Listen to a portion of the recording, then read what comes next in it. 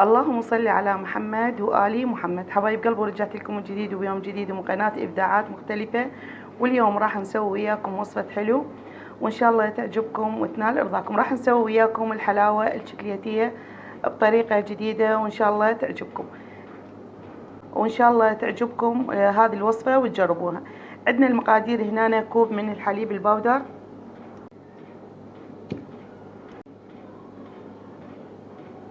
بنفس الكوب راح نقيس طحين، كوب من الطحين، وكوب من نشا الذرة. بنفس الكوب قسنا المقادير كلياتها. وهنا أنا حبايبي راح نقلب الحليب ويا النشا ويا الطحين ونبلش وصفتنا. بسم الله، وإن شاء الله يكون فيديو اليوم خفيف وظريف عليكم. يلا ويانا حبايبي. ضفنا كمية من الزيت وضفنا الطحين والنشا والحليب.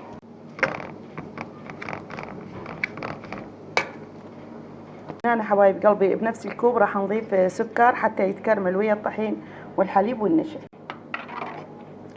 وهنا أنا حبايبي ضفنا كوب ثاني من السكر و3 ملاعق من القطر أو الشيرة و9 أكواب من المي. يعني الكوب النشا وكوب الحليب وكوب الطحين ضفنا لهم 9 أكواب من المي. وهسه راح ننتظر الحلا مالتنا يكمل استواءه ونراويكم شكله النهائي بصحن التقديم. وهنا أنا بلشت تجهز وصفتنا وما أقول لكم على ريحتها كلش طيبة.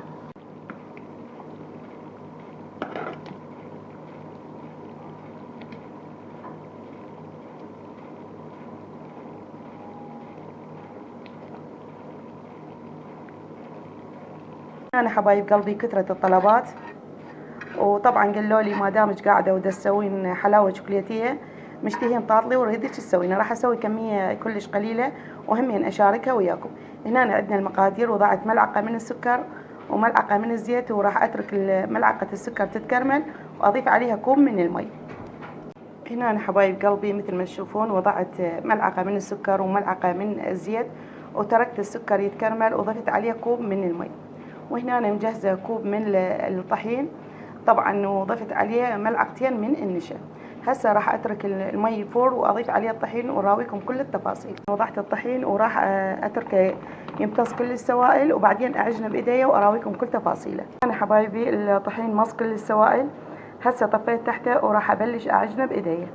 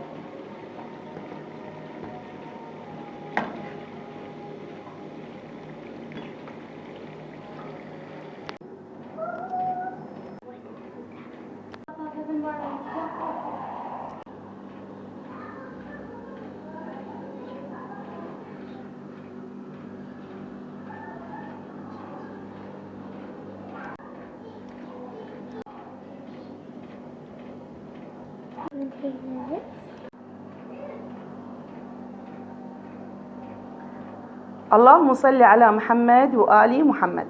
هنا أنا جهزت عندنا أطباق الحلو تم تقديمها وتشكيلها بهالشكل هذا بطريقة إن شاء الله تعجبكم وتنال رضاكم. هذا شكلهن النهائي حبايبي. هذا الطاطلي وهاي الحلاوة الشوكولاتية، وألف عافية على عيونكم وعلينا وعلى جميع أمة محمد. بالختام أترككم في حفظ الرحمن. يلا حبايب قلبي، مع السلامة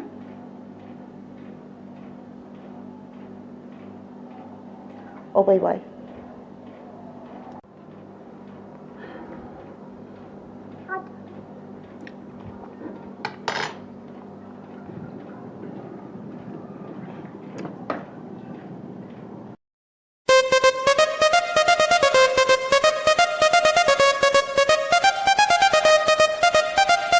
DJ Ami.